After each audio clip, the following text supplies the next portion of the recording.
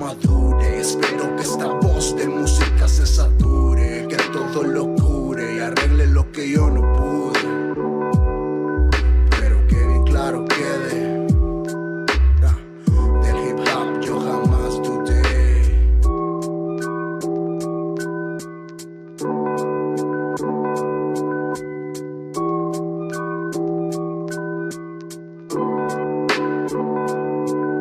Este rap es mi terapia, el lugar donde encuentro paz. Ese es mi hogar, aquí me encuentro con mis tracks. Toda mi energía aquí vengo a generar. Encerrado entre mis líneas, mi verdad vine a encontrar. Este rap es mi terapia, el lugar donde encuentro paz. Este es mi hogar, aquí me encuentro con mis tracks. Toda mi energía aquí vengo a generar.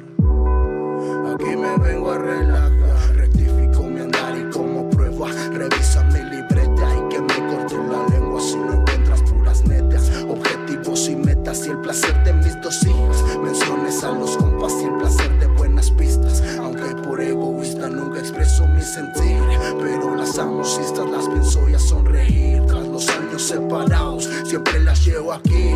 Y mamá, disculpa si ese gran hijo no fui, pero aprendí de ti, a pesar de todo hay que seguir. Y a mi padre agradecer por quererme corregir, pero así siempre fui, hay tanto que solo aprendí. Con mis hijas entendí qué significa family, como la que tengo aquí, con los cobas hasta el fin. No mostramos tanto afecto, pero son parte de mí. Papá, indirectamente me enseñaste el valor de un sacrificio y en lo que se hace esforzarse.